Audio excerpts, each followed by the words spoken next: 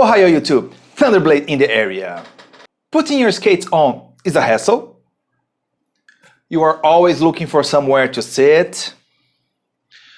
What if you could put your skates on without sitting down, without having to look for somewhere to sit, and in less than 5 seconds? Well, that's how self-lacing skates should work. But is it even possible? And if it is it worthy to develop it? So let's talk about how such a system could work, how to build it, and what are the pros and cons about it.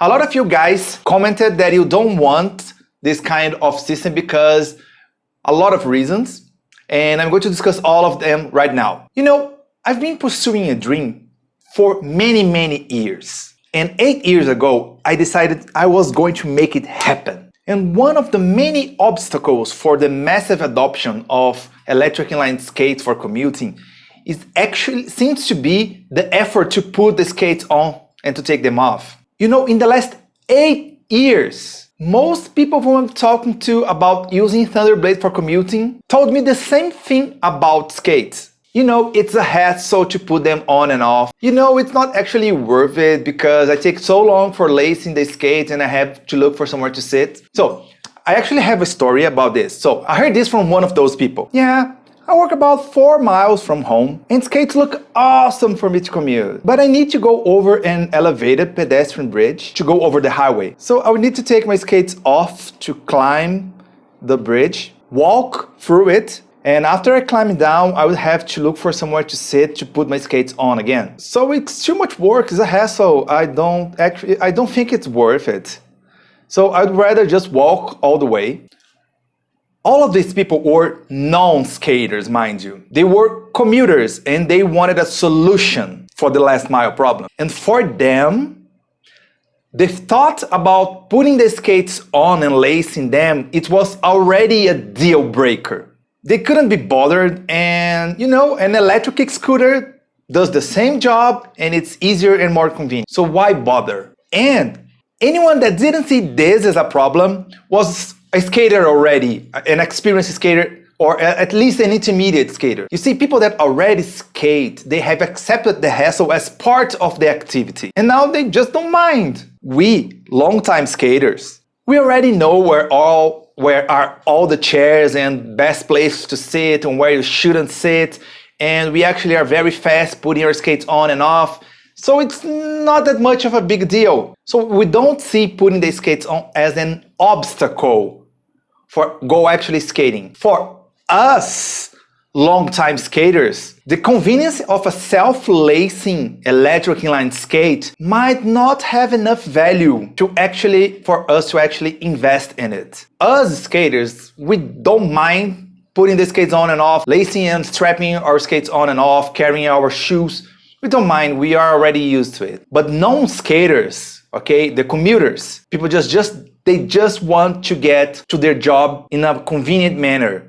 Okay, they don't want any more complications. They don't love skating. So for these kind of people, a self-lacing skate would be a big feature. Maybe for some, even a killer feature. So that said, what solutions do we already have in the inline skate world to make skating more convenient? Some people tried, but somehow not a lot of people know about those. So let's take a look on what's been done before. Power Slide has the dupe skates and the shadow, which have a design that you can use your own shoes or foot wrap. You can walk and then just put the skates with your own shoes. So you don't need to carry your shoes with you. Okay, that's already something, but you still have to sit down. Oxello, Decathlon brand, they made the Sneak In inline skates, which is very similar to a snowboard boot. And back in the 90s, Rollerblade tried to make their liners walkable. So if you need to go somewhere really quickly,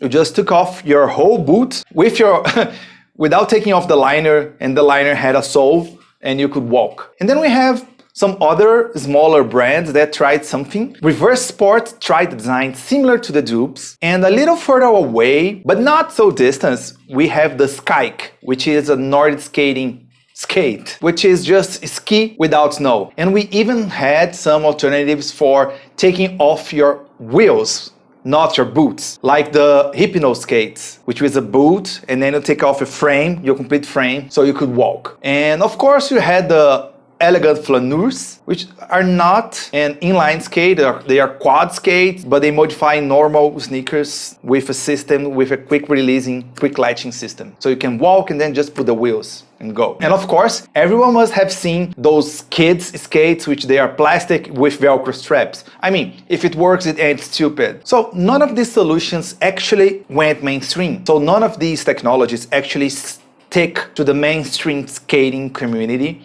And they didn't bring more people into skating. So would self-lacing skate do it? Okay, let's be very sincere right now. I don't think a self-lacing skate would be a killer feature for normal inline skating. Even if you just made it really, really easy to put your feet in and off and a very, very convenient lacing system, it will not bring more people into skating, but it would make more convenient to skate from A to B. But so this is not news. A lot of people try to make skating more convenient. So there's actually a lot of people that believes that making skating more convenient to put them on and off might be a good thing. Now let's talk about how we could make a self-lacing skate.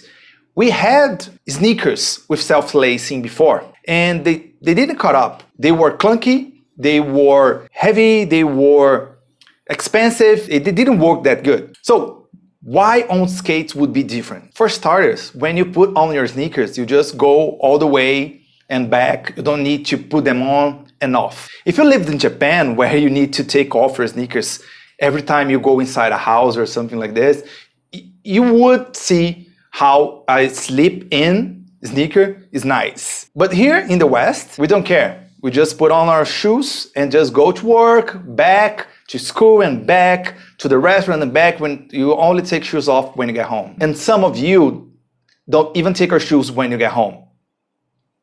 So for me, a self-lacing skate would make it easier for normal people, non-skater people to get in. So I do believe that a self-lacing skate is a good feature, and it will be a good thing to take more people into skating. The way I imagine the system going is like those tried and true disc lacing sports shoes.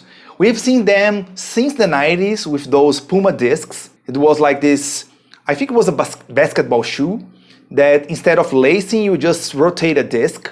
You just rotate a disc and then some cables to wind up the wires and lock the shoe. Even today, I've seen this a lot in snowboard boots, ski boots, cycling shoes.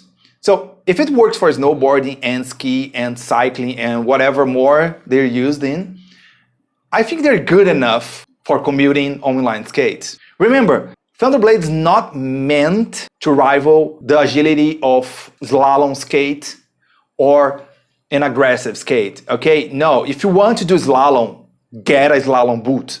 If you want to do aggressive, get an aggressive boot. You shouldn't try to emulate very specific sports equipment. It's not possible. These kind of equipment, they are maximized, okay? They have nothing else besides being the best at their sport. You can't expect to make a commuting skate and to be as good as an aggressive skate doing aggressive skating. No. So don't mess with sports equipment. But anyhow, this kind of system with a disc and some steel cables, they're used on sports equipment. So they are secure enough. They don't break, they are tried and true. And then it exists for like 30 years. So what is the self-lacing part? Okay, the disc, we still need to manually rotate the disc. You know, Thunderblade will already have a battery and electronics and a microcontroller inside of it. And even a remote controller. It's already on the product, okay? It's already on the skate. I don't need to put anything more than just a simple, very weak electric motor to spin the disc. The rest is the same. It's the same disc that they've been using for 30 years. It just works. The only thing left is just add a little motor to spin the disc. You just put your foot on, press a button, and an electric motor will just rotate a system that is already proven to work, okay? And then it will just rotate until it clicks, and then it's fine.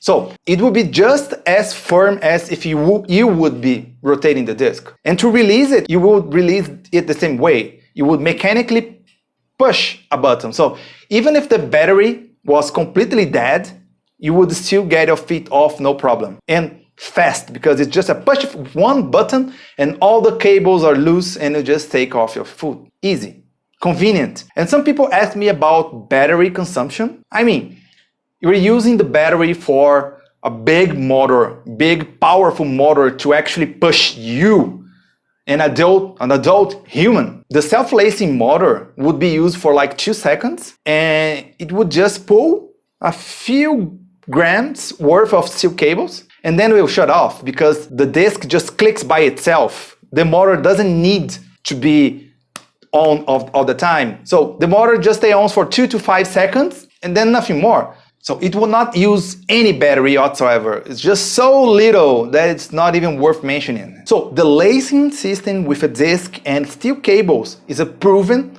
tried, true for 30 years on sports equipment. So I'm not inventing anything here, okay? The lacing system already exists. The only thing we would be adding is a small motor to turn the disc. It would use very little battery and will not cost that much because all the electronics are already inside the skates. I would not need to put anything more, okay? It would not take any battery because the motor would be working for like 2 to 5 seconds and you're using a much bigger motor to push you for like an hour. But what if it broke? Would it be hard to maintain it? Laces are pretty easy to replace. Straps, they're kinda easy to replace. But what about the cables? Okay, cables would be very, very easy to replace. We would just need to take them off and put a new in. What about the disc? The disc should be easy to replace again. So I don't have a prototype yet and I will not put the disc lacing or the self-lacing in the first prototypes. Our main focus should be to get a prototype that works and it's reliable. So it just should be focusing on getting something that works. I know a lot of people would prefer lacing, traditional lacing or straps or Velcro, but it's not the time to be actually worried. After all, Thunderblade is open source. Anyone can modify their own. And we are very, very far away from having a final product to go into mass production. Right now, we're discussing about the concept and why I think self-lacing is indeed a good feature to have to attract non-skaters. I know you experienced skaters don't care for self-lacing, okay? We just go out to skate, but commuters don't do that. For commuters, this is a good feature. I might be wrong, but we'll never know. And I have a very good quote from the startup world. People really love quoting Henry Ford. You know Henry Ford from the Ford automobiles, right? In the beginning of the 20th century, he said something like this. If I asked my clients what they wanted, they would say to me that they wanted faster horses. No one would ask for an automobile. No one would ask for a car. So no one knows the convenience of a car. No one knows how good having a car is. So right now, no one knows how good and how convenient it is to have a self-lacing electric inline skate. And if we don't put it out there, if we don't make it, no one will ever know. And this might be the killer feature to make Thunderblade go mainstream. I don't know. It's always and will always be a bet. No one really knows that. I know some of you guys will never like the self-lacing idea. Some of you guys will love the self-lacing idea. Everyone can have their share. Even the backpack battery guys can have a backpack battery.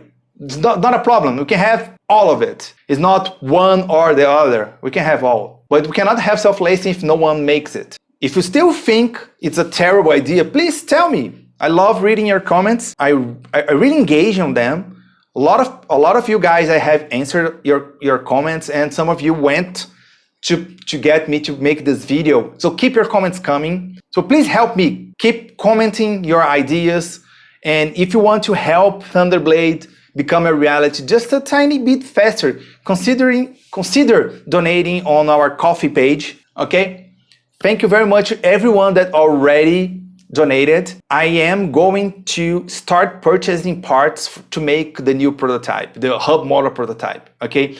And next week, I will make a video about the parts that I've chosen, and I will walk you through all the steps to building the prototype. But just a teaser, the first prototype will not have all the fancy, the fancy looking things. It will probably be something more similar to the old prototype, where we have a metal base, and I'm just going to put a normal skate boot over it, on it. The first thing I need is to prove that the motors work. After I get the motors and the battery and everything set up, I will start making a better looking prototype. And if you guys keep coming to me, keep commenting, keep donating, we will go together making this. So thank you very much for watching. Consider donating if you want to help Thundrblade, and let's storm the streets.